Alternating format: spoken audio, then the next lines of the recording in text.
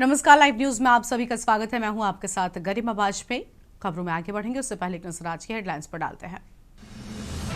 राष्ट्रपति भवन में आज राजाजी उत्सव। राष्ट्रपति भवन में लगाई गई राजगोपालाचारी की प्रतिमा। राष्ट्रपति प्रतिमा का करेंगे अनावरण।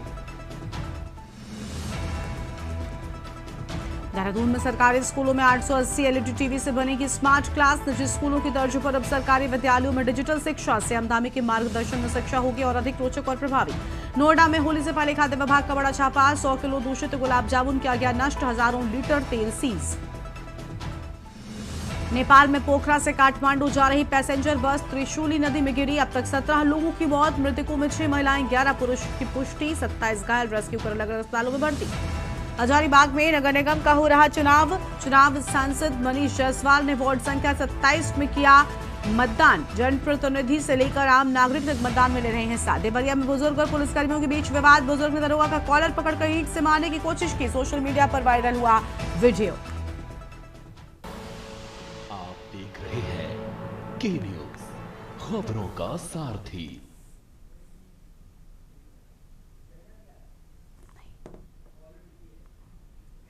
रुक करेंगे खबरों की ओर। रायपुर से खबर। छत्तीसगढ़ की विधानसभा के बजट सत्र की शुरुआत। राज्यपाल रमेन डेका के अभिभाषण के बाद शुरू होगा सत्र। सुबह 11:05 पर राज्यपाल रमेन डेका का अभिभाषण। सदन में दिवंगत दीनदयाल सिंह पूर्ति को श्रद्धांजलि दी जाएगी। वित्त मंत्री ओपी चौधरी आज आर्थिक सर्वेक्षण रिपोर्ट सदन में रखेंगे। बड़ी जानकारी आपको बता रहे हैं, कुछ ही देर में अभिभाषण राज्यपाल का होगा।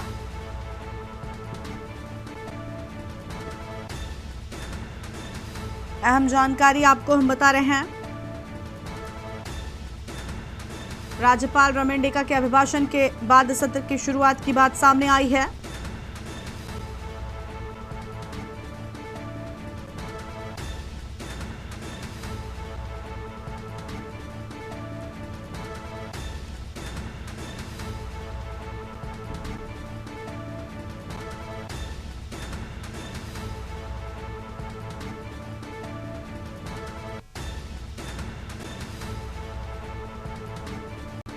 राज्यपाल रमेन डेका के अभिभाषण के बाद होगी सत्र की शुरुआत। बड़ी जानकारी आपको हम बता रहे हैं।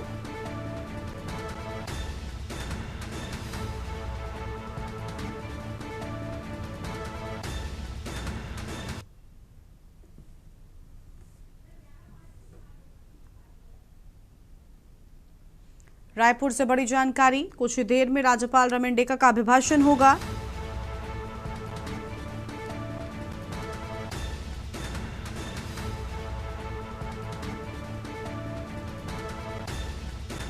वित्त मंत्री ओपी चौधरी आज आर्थिक सर्वेक्षण को लेकर अहम बात कहेंगे और छत्तीसगढ़ की विधानसभा के बजट सत्र की शुरुआत।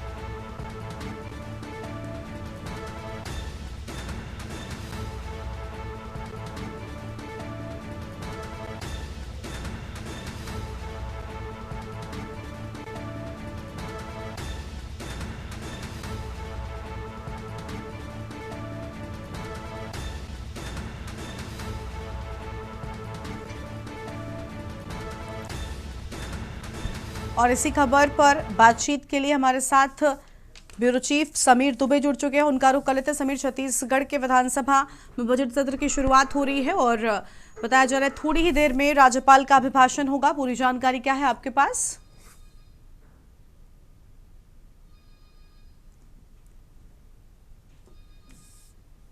समीर, आवाज मिल रही है आपको?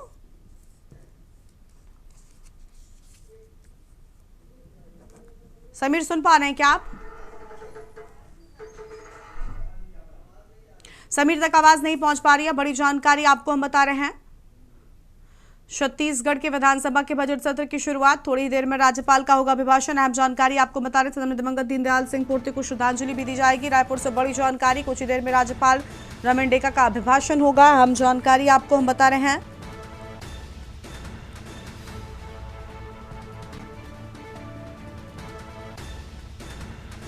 वित्त मंत्री ओपी चौधरी आर्थिक सर्वेक्षण रिपोर्ट सदन में रखेंगे।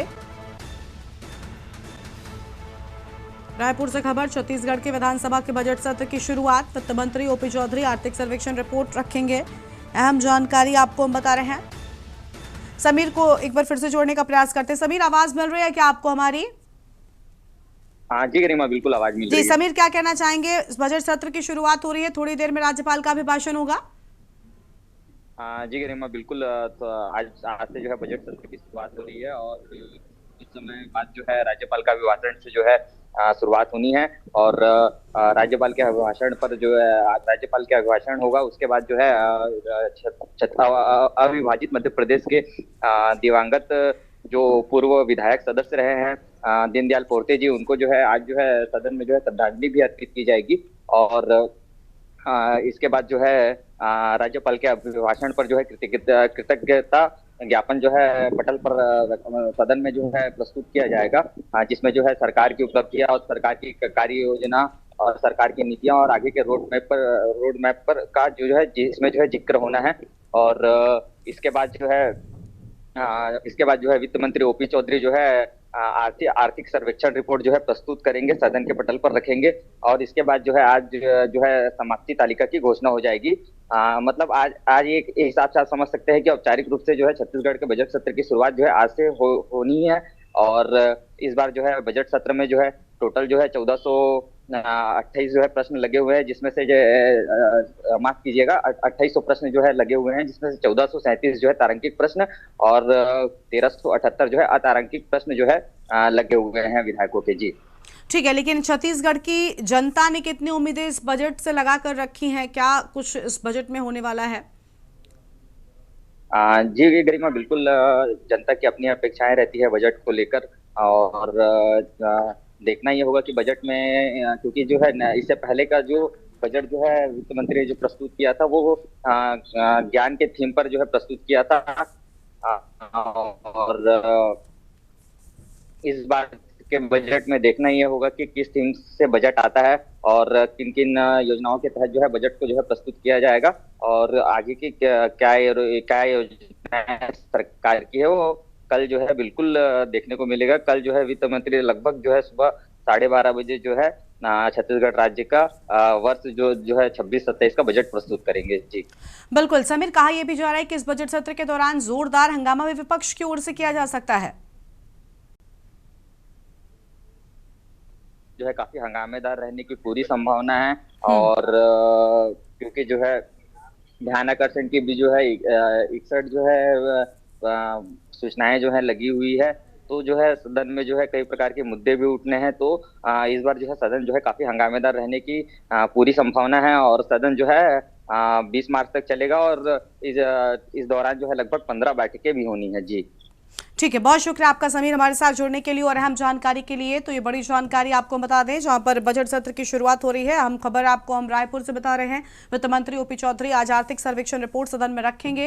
अहम जानकारी रायपुर से, छत्तीसगढ़ के विधानसभा के बजट सत्र की शुरुआत।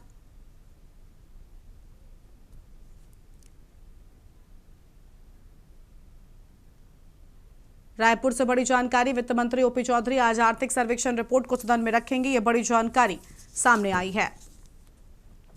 बड़ी खबर आपको हम रायपुर से बता रहे हैं। छत्तीसगढ़ के विधानसभा के बजट सत्र की शुरुआत से जुड़ी है बड़ी जानकारी। सदन में दिवंगत दीनदयाल सिंह पोर्ते को श्रद्धांजलि दी जाएगी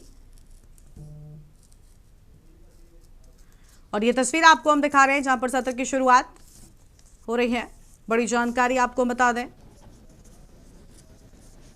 राज्यपाल के अभिभाषण के साथ होगी सत्र की शुरुआत। छत्तीसगढ़ विधानसभा से ये तस्वीर आपको हम दिखा रहे हैं। अब सर्वप्रथम राष्ट्रगीत वंदे मातरम, उसके पश्चात राष्ट्रगान एवं तत्परित अरबा पैरी के धार होगा। माननीय सदस्य अनुरोध है अपने स्थान पर खड़े हो जाए।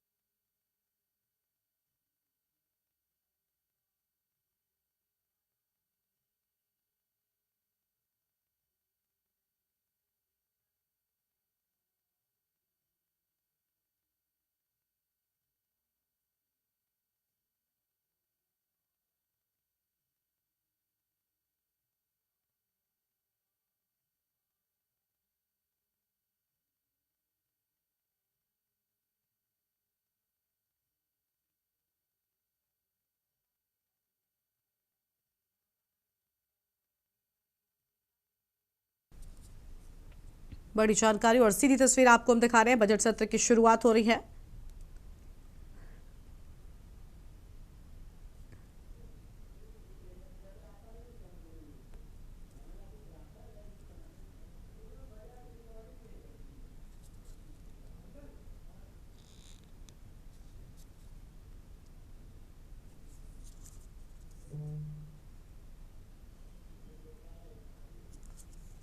विधानसभा के बजट सत्र की शुरुआत, ये तस्वीर आपको हम दिखा रहे हैं। सीधी तस्वीरें हैं विधानसभा के बजट सत्र की।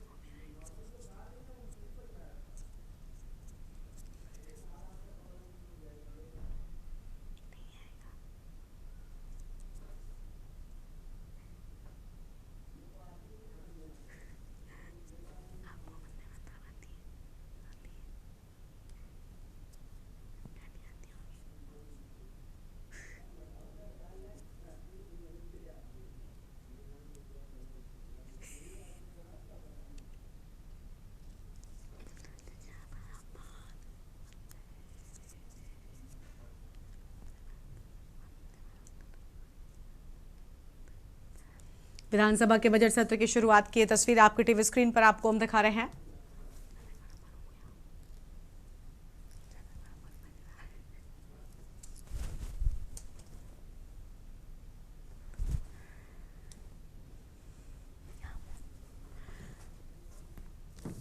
छत्तीसगढ़ विधानसभा सत्र की ये तस्वीर आपकी टीवी स्क्रीन पर आपको हम दिखा रहे हैं। आज से बजट सत्र की शुरुआत। ओपी चौधरी पेश करेंगे आर्थिक सर्वेक्षण और आज बजट सत्र के दौरान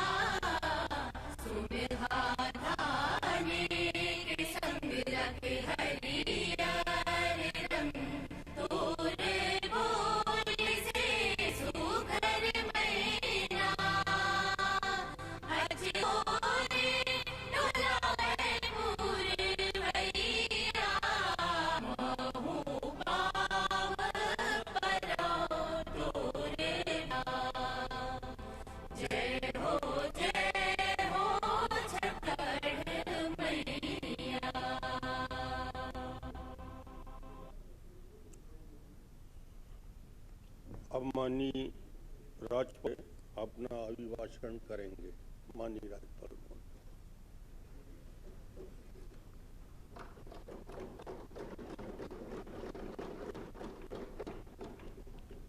माननीय सदस्यगण, आप सभी राज्य स्थापना और हमारी विधानसभा की रजत जयंती की बधाई।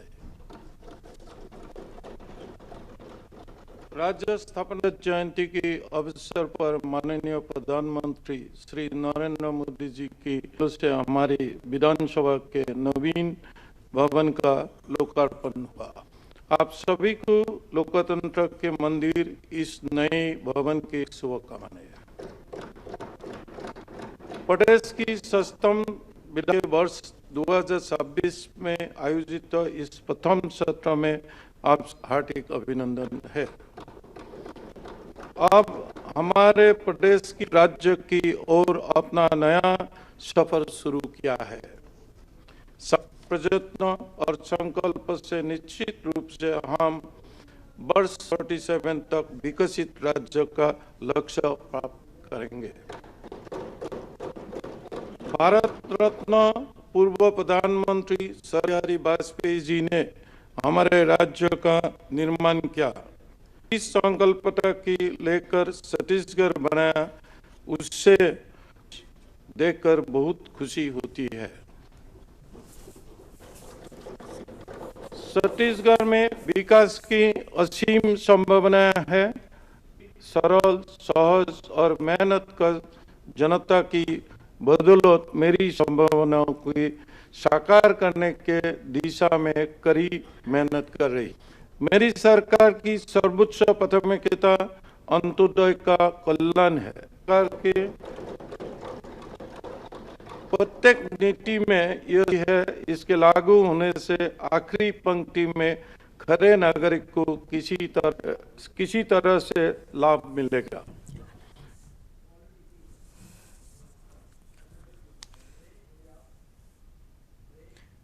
तो ये तस्वीर आपको हम दिखा रहे थे जहां पर विधानसभा सत्र की शुरुआत हो चुकी है। खबरों में आगे बढ़ेंगे उससे पहले छोटा सा ब्रेक लेते हैं।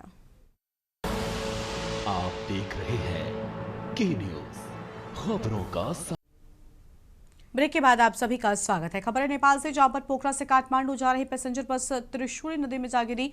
17 लोगों की मौत की खबर सामने आई है। मृतकों में 6 महिलाएं, 11 पुरुषों के होने के बाद 17 घायल रेस्क्यू कर अलग अलग अस्पतालों में भर्ती कराए गए। राहत और बचाव कार्य जारी है। मृतकों व घायलों की पहचान प्रक्रिया जारी है। आधिकारिक सूची जल्द जारी होगी। बड़ी जानकारी आपको हम बता रहे हैं। मृतकों में 6 महिलाएं, 11 पुरुषों की पुष्टि। अहम जानकारी आपको हम बता दें।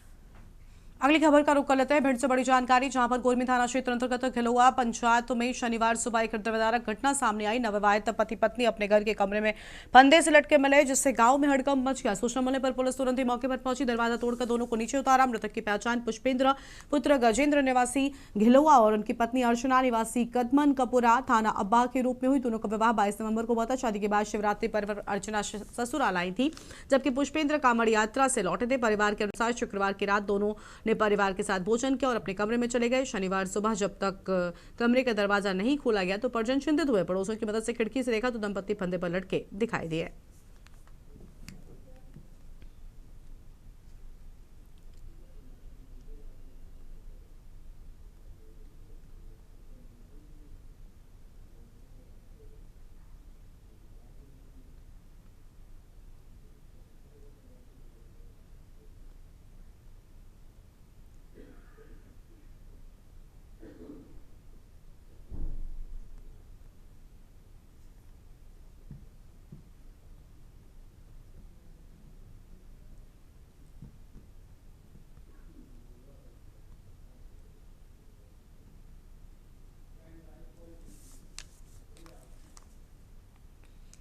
अगली खबर है जबलपुर से, जहां पर शहपुरा बाईपास नेशनल हाईवे 45 पर रमन ढाबा के सामने स्थित पुल अचानक ढह गया। इससे पहले इस हाईवे पर एक और का पुल पहले ही क्षतिग्रस्त था और अब दूसरी साइड का पुल भी गिरने से मार्ग पूरी तरीके से बंद हो गया है। इस कारण जबलपुर भोपाल हाईवे पर यातायात बाधित हो गया। पुलिस ने यात्रियों के लिए वैकल्पिक मार्ग से ट्रैफिक डायवर्ट कर दिया है। इस पुल का निर्माण 400 करोड़ रुपए के टेंडर पर हुआ था। ये 6 महीने के भीतर दूसरी बार पुल के क्षतिग्रस्त होने का मामला है, जिससे सड़क सुरक्षा और निगरानी पर सवाल उठ रहे हैं।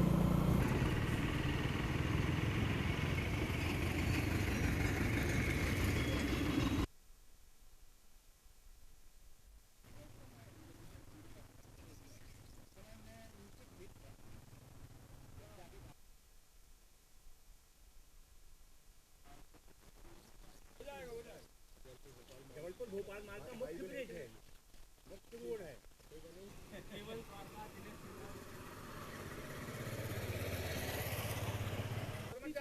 पीछे जाओ, पीछे रुकेंगे एक छोटे से ब्रेक के लिए, जल्द लौटते हैं। आप देख रहे हैं के न्यूज, खबरों का सारथी। ब्रेक के बाद आप सभी का स्वागत है। हजारीबाग नगर निगम चुनाव को लेकर सांसद मनीष जायसवाल ने अपने वार्ड संख्या 27 में पहुंचकर मतदान किया। मतदान के बाद उन्होंने सभी नगरवासियों से अपील करते हुए कहा, पहले मतदान करें, उसके बाद जलपान करें। सांसद ने लोकतंत्र के इस पर्व में बढ़ चढ़कर हिस्सा लेने की बात कही और लोगों से अधिक संख्या में मतदान करने की अपील की है। इस दौरान उन्होंने एक दुख भी व्यक्त किया। उन्होंने बताया कि उनका मतदान वार्ड संख्या 27 में है, जबकि उनके परिवार के अन्य सदस्यों का नाम वार्ड संख्या 28 में दर्ज कर दिया गया है। उन्होंने कहा, हमारा परिवार कहीं बटा नहीं है, लेकिन चुनाव आयोग ने हमारा बंटवारा कर दिया। लोकतंत्र के इस महापर्व में जनप्रतिनिधियों से लेकर आम नागरिक तक अपने मताधिकार का प्रयोग कर रहे हैं। अब देखना दिलचस्प होगा कि हजारीबाग में मतदान प्रतिशत कितना रहता है। बात कर दिया है ना, पूरा दिखाई ना, आगे वोटिंग दिखाई ना, बात कर दिया है ना, पूरा दिखाई ना, आगे वोटिंग दिखाई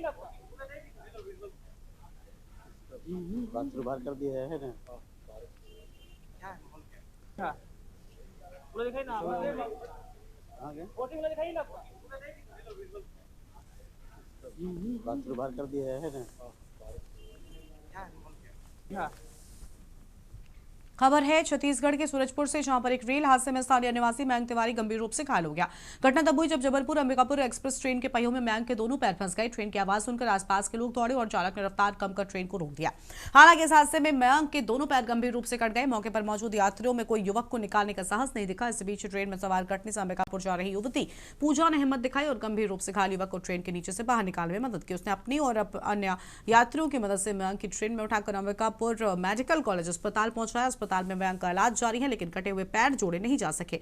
डॉक्टरों के अनुसार युवक की स्थिति गंभीर बनी हुई है। उनकी जीवन रक्षा के लिए लगातार निगरानी की जा रही है।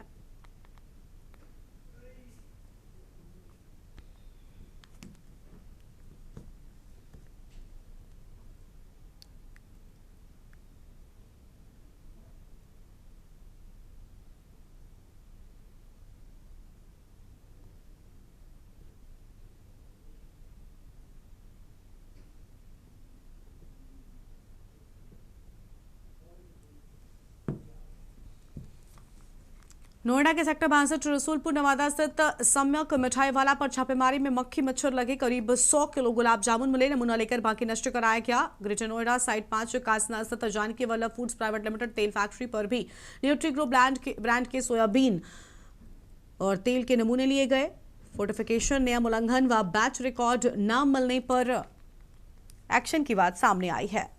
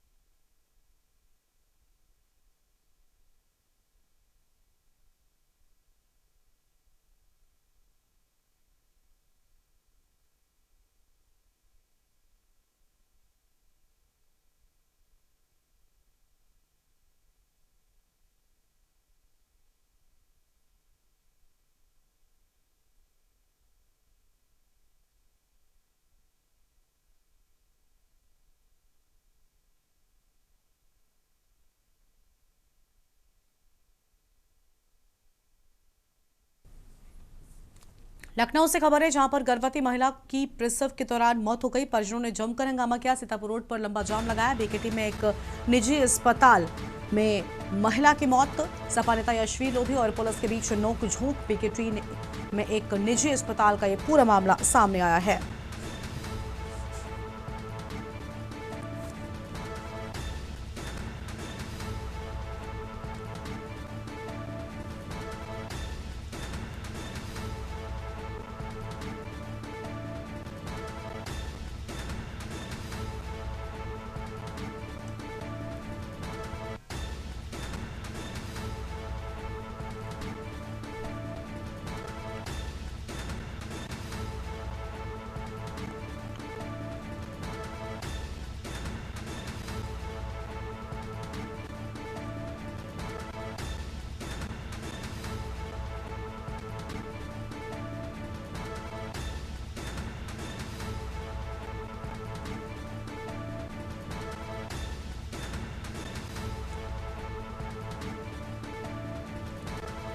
बीकेटी में एक निजी अस्पताल में महिला की मौत। बड़ी जानकारी आपको हम बता रहे हैं।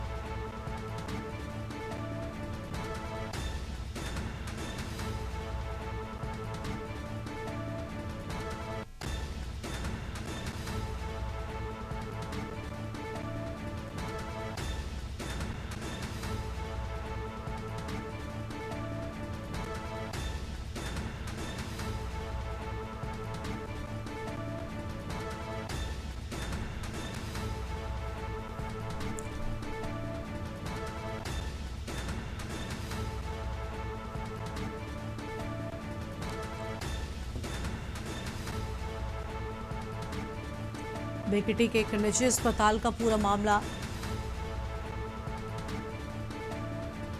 लखनऊ से खबर।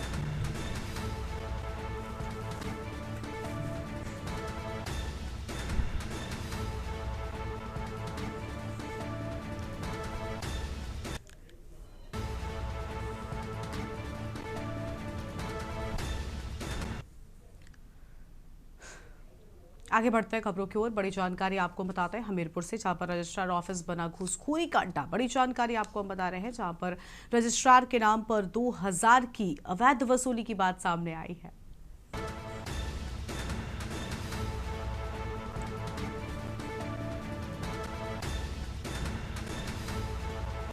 युवक ने अवैध उगाही का वीडियो बनाकर वायरल किया। बड़ी जानकारी आपको हम बता रहे हैं, ऑफिस खर्च और रजिस्ट्रार के नाम पर अवैध वसूली की बात।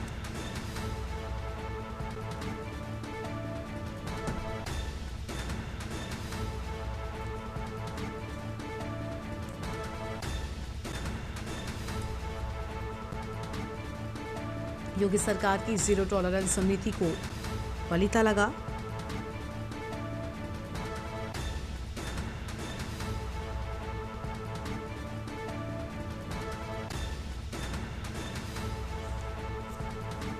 बड़ी जानकारी आपको हम बता रहे हैं, ऑफिस में बेनामी के हिसाब से वसूला जाता है ऑफिस खर्च।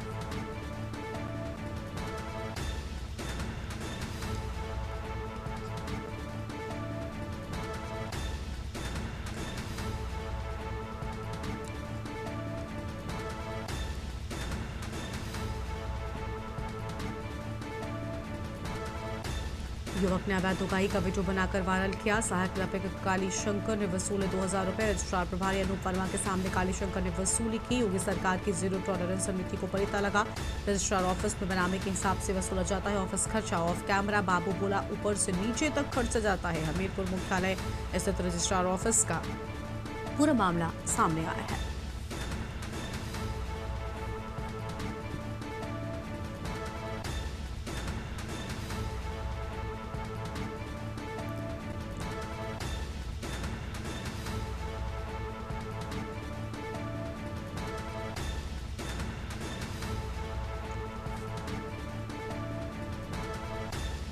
और इसी खबर पर बातचीत के लिए हमारे साथ हमारे संवाददाता सिद्धार्थ जुड़ चुके हैं। सिद्धार्थ, पूरी जानकारी क्या है आपके पास में? ऑफिस में बेनामी के हिसाब से ऑफिस खर्चा वसूला जाता रहा है और ऑफ कैमरा जो बयान सामने आया वो भी अपने आप में बड़ी बात है।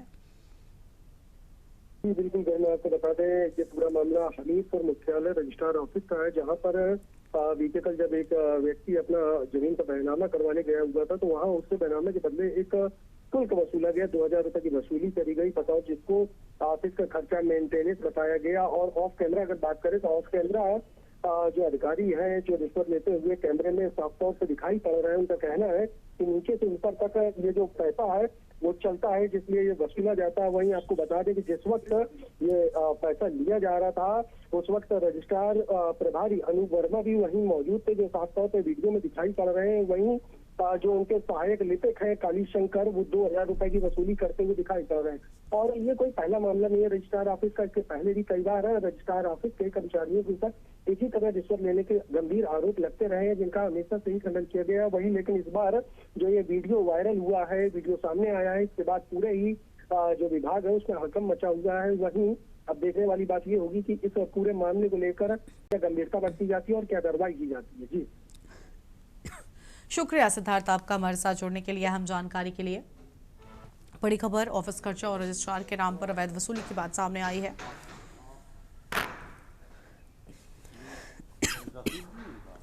रसीद ले ली मैंने? नहीं, रसीद नहीं लिया।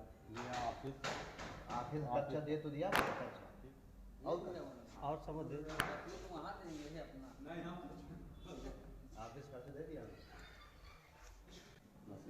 हाँ, रसीद अभी दे। रसीद है?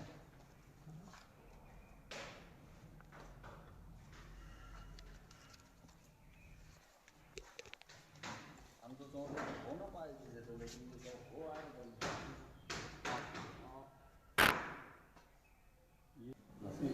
हाँ, रसीद अभी दे। रसीद है?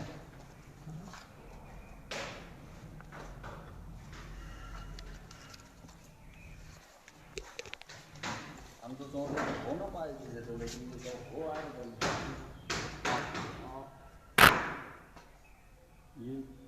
रसीद भी नहीं था। रसीद ले ली मैंने। नहीं।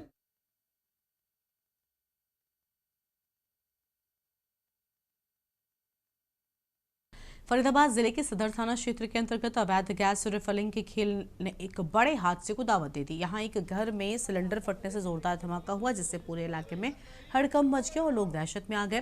फरीदाबाद के सदर थाना क्षेत्र में उस वक्त अफरा तफरी मच गई जब एक भीषण धमाके की आवाज सुनाई दी। प्रत्यक्षदर्शियों के मुताबिक धमाका इतना जोरदार था कि आसपास के घरों के लोग जान बचाने के लिए सड़कों पर निकल आए। जांच में पता चला कि धमाका एक अवैध गैस रिफिलिंग सेंटर में सिलेंडर फटने के कारण हुआ था। सूत्रों के मुताबिक इस स्थान पर सुरक्षा मानकों को ताक पर रखकर एक बड़े सिलेंडर से छोटे सिलेंडरों में गैस भरने का अवैध धंधा बेखौफ चलाया जा रहा था। रिफिलिंग के दौरान अचानक ही गैस का रिसाव हुआ और देखते ही देखते सिलेंडर आग की गोली में तब्दील होकर फट गया।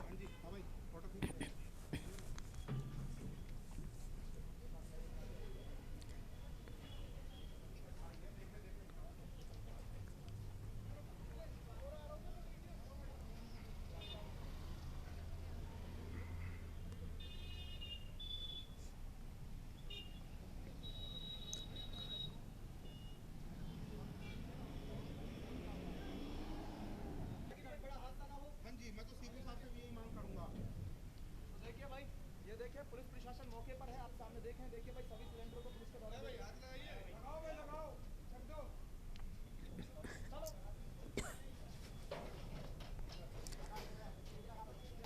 ले वो दौड़ ले आओ, दौड़ ले आओ। पांच से बक्के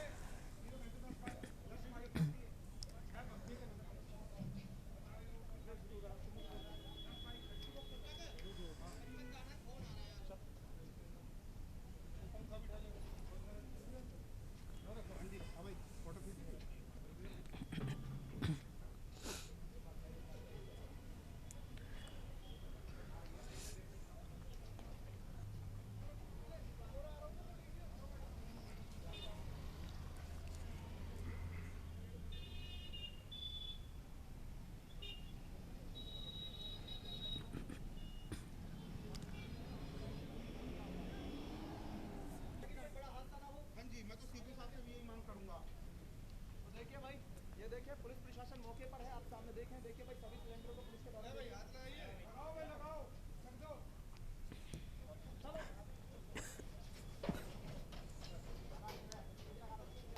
ले वो दौड़ ले आओ, दौड़ ले आओ। पांच से बक्के और अगली खबर आपको रामपुर से बताते हैं। बड़ी जानकारी रामपुर से सामने आ रही है, जहां पर रामपुर सड़क हादसे पर सीएम योगी ने संज्ञान लिया। लखनऊ से बड़ी जानकारी आपको बता दें, रामपुर सड़क हादसे का सीएम ने लिया संज्ञान। मृतकों के परिजनों से संवेदना व्यक्त की है।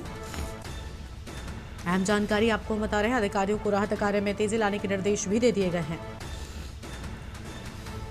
लखनऊ से बड़ी खबर, रामपुर सड़क हादसे पर सीएम योगी ने संज्ञान लिया।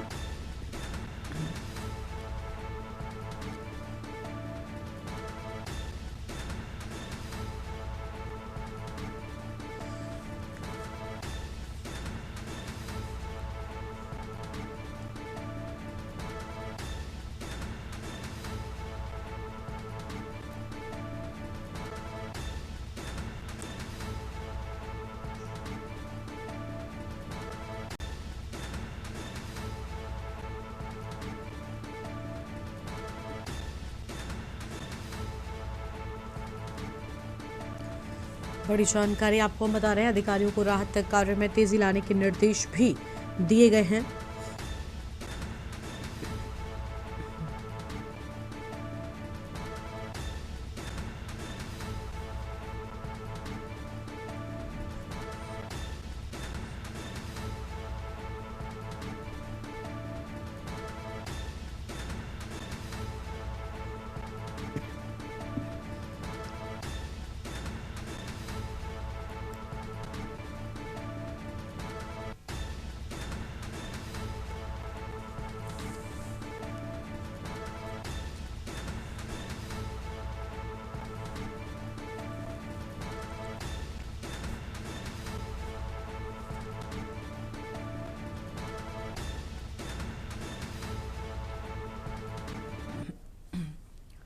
अगली खबर भोपाल से है, जहां पर मुख्यमंत्री डॉक्टर मोहन यादव ने राष्ट्रीय दिव्यांगजन क्रिकेट खेल महोत्सव 2026 का शुभारंभ किया। नेहरू स्थित पुलिस लाइन स्टेडियम में आयोजित महोत्सव के तहत दिव्यांग क्रिकेटर 100 घंटे तक लगातार क्रिकेट खेलेंगे और इसके लिए लगातार 24 घंटे मैच खेले जाने की विशेष व्यवस्था की गई है। मुख्यमंत्री ने दिव्यांग खिलाड़ियों की इच्छा शक्ति और प्रतिभा की सराहना करते हुए कहा, शारीरिक क्षमता प्रतिभा को समाप्त नहीं कर सकती। कई खिलाड़ी कृत्रिमंगों के सहारे लंबी दूरी तय कर ऊंचाइयों को प्राप्त करते हैं।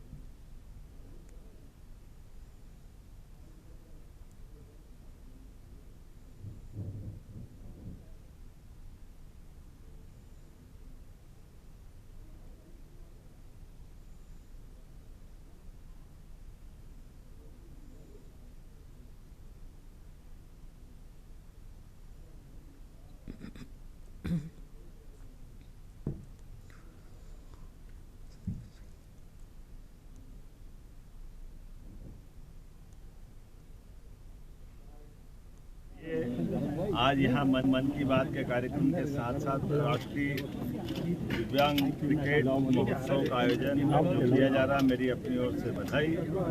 24 घंटे 5 दिन तक लगातार 100 घंटे का नॉकआउट क्रिकेट का ये स्पर्धा, इसमें देश के 25 से ज़्यादा राज्य भाग ले रहे हैं और ख़ासकर वो सब बच्चे जो हमारे अपने इस संसार में अपने शरीर के साथ कुछ चुनौतियाँ हैं, एक तरह से जिनको शब्द अच्छा माननीय प्रधानमंत्री ने दिव्यांग शब्द, तो दिव्यांगता के बावजूद भी अपनी अदम्य इच्छा शक्ति के बलबूते पर वो खेल में भी भाग ले रहे हैं। और आज हमारे राज्य में भी इस बात का पूरा माहौल बना हुआ है। पैरा ओलंपिक हो, कोई बड़ा आयोजन हो, हमारे अपने राज्य की बेटी हो, बेटे हो, सब क्षेत्रों में प्रतिभा के झंडे गाड़ रहे हैं। और यहाँ पर रुकेंगे एक छोटे से ब्रेक के लिए, जो लौटते हैं।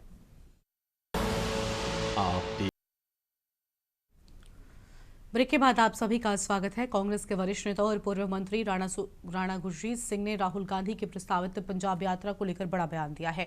उन्होंने इस यात्रा को आगामी विधानसभा चुनावों की तैयारियों से जोड़ते हुए कहा कि यह दौरा राज्य की राजनीति में कांग्रेस के लिए एक नई दिशा तय करेगा।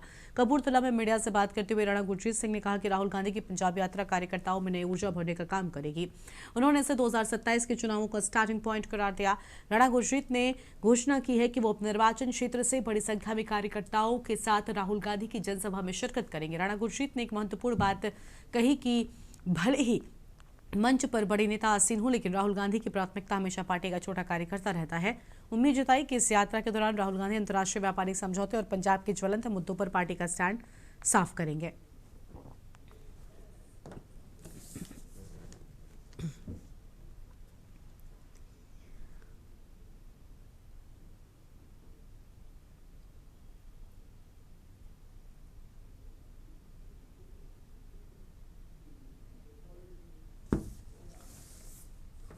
राजधानी भोपाल में बीजेपी और कांग्रेस कार्यकर्ताओं के बीच हुए टकराव के बाद कानून व्यवस्था को लेकर सवाल खड़े हो रहे हैं। इस पूरे मामले पर भोपाल पुलिस कमिश्नर ने आधिकारिक बयान जारी करते हुए कहा कि पुलिस किसी भी दोषी को बख्शने के मूड में नहीं है और पूरे प्रकरण की गहनता से जांच की जा रही है। भोपाल में राजनीतिक गहमागहमी के दौरान हुई मारपीट और पत्थरबाजी की घटना पर पुलिस कमिश्नर ने कहा कि पुलिस बल मौके पर तैनात था और अपनी ओर से सर्वश्रेष्ठ प्रयास कर रहा था। हालांकि उन्होंने स्वीकार किया कि मौके पर कार्यकर्ताओं की अत्यधिक भीड़ होने के कारण कुछ अप्रिय स्थिति बनी, जिसकी अब बारीकी से जांच की जा रही है।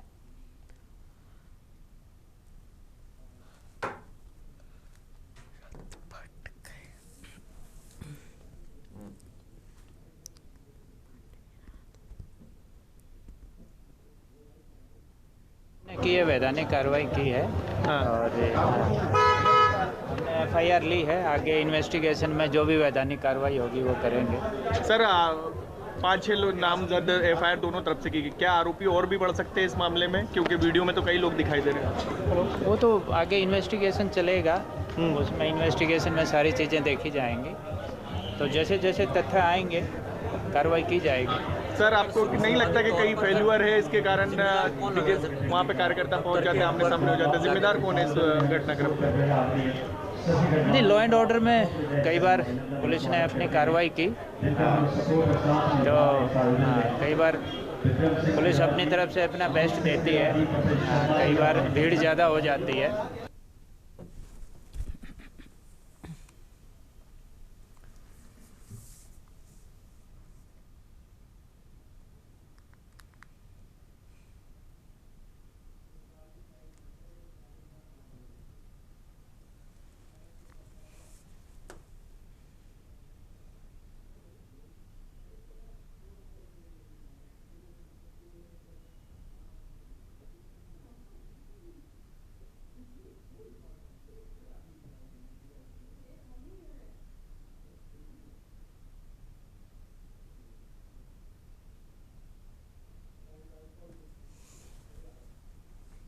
पटियाला में मोहल्ला निवासियों के द्वारा गली में पानी रुके रहने के कारण और गली की मरम्मत न होने के कारण वार्ड परिषद के खिलाफ मोहल्ला निवासियों के द्वारा प्रदर्शन किया गया। उनका कहना है कि पिछले कई महीनों से पाइपलाइन डालने के बाद सड़क की मरम्मत समय पर नहीं की गई, जिस कारण लोगों के घरों से गंदा पानी दाखिल हो रहा है। प्रसाद को गई बारिश को ठीक करवाने के लिए कहा गया, लेकिन उनकी किसी भी तरह की कोई सुनवाई नहीं हो रही है, जिसके कारण उन्हें दुखी होकर पार्षद के खिलाफ प्रदर्शन करना पड़ा है।